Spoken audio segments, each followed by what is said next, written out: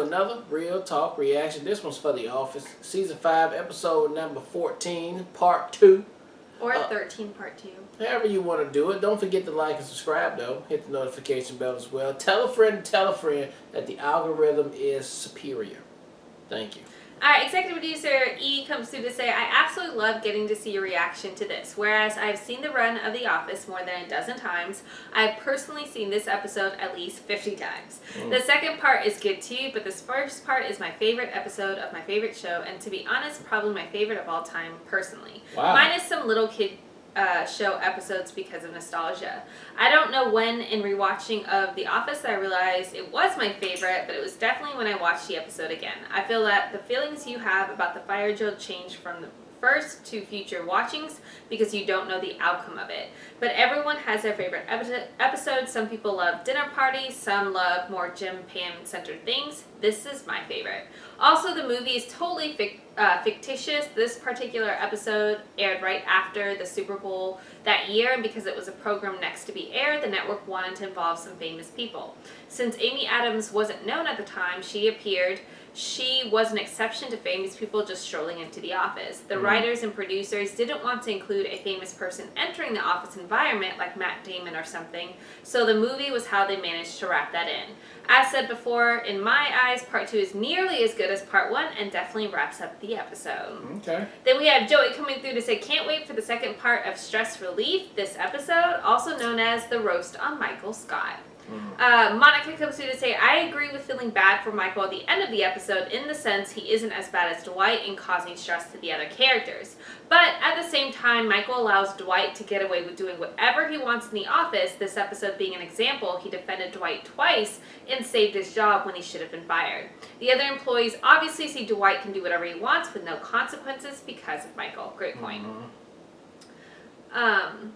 Then Bob says, this might be my favorite cold open of any sitcom ever.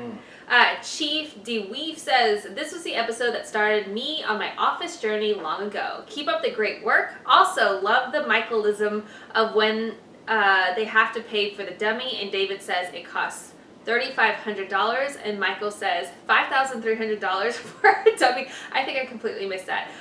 Great point, though. Last comments from Dimwit, who says, normally I'm good at suspending disbelief for the sake of storytelling. I also understand the Gilligan paradox. The plot of every episode is to be rescued from the island, except it can never happen because if they're off the island, it's a different show. Yeah. So when someone asks, how does Michael still have a job? I understand that if Michael isn't there, there being Michael, it's a different show entirely. True. But this episode does cause me to ask several questions. 1, how does Michael still have a job? 2, how does Dwight still have a job? 3, David Wallace seems competent. He's neither a self-destructive, chain-smoking, recently divorced, insecure person having a toxic sexual relationship with Michael, nor a cool, hot, sexy, cool, but really just a tease temp who just recently finished business school and was promoted by wishful thinking. Wallace isn't stupid, so how do these two idiots still have jobs? Yeah. 4, the guy sitting next to Wallace is either a company attorney or an HR rep who isn't Toby.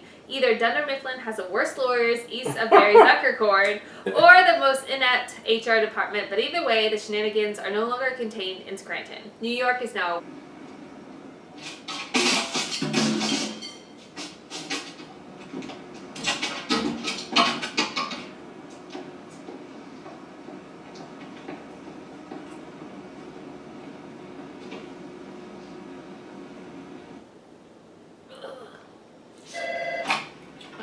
Dunder Mifflin, this is Pam. I'm sorry, Michael's not here right now. Can I take a message? This is like another day, right? Great, I will. Thanks. It's very unusual for Michael not to show up to work. My guess, he's either deeply depressed or an icicle has snapped off his roof and impaled his brain. It's his terrible habit of standing directly underneath them and staring up at them. And I always say, Michael, take 2 steps back and stare at the icicle from the side. And he's like, no, I like the way they look from standing directly underneath them. It was only an employee, because if he was honest, I could say, hey, can you handle this job? And he would say, no, I can't. And then I would say, well, then I'm not going to hire you. no offense, you seem like a really nice guy, but you are not qualified. You admitted it yourself. That's how it works. It's not, and no one does that. As a matter of fact, as I'm applying for this, I realized I don't think I could do this show. Alright, that was episode 14, part 2 of The Office, and hilarious episode. Had a lot of cringe in there. Whole bunch of cringe, which was worthy and made sense. The Pam and Jim, that ended up being really good. I mean, and sweet at the same time. Excuse me.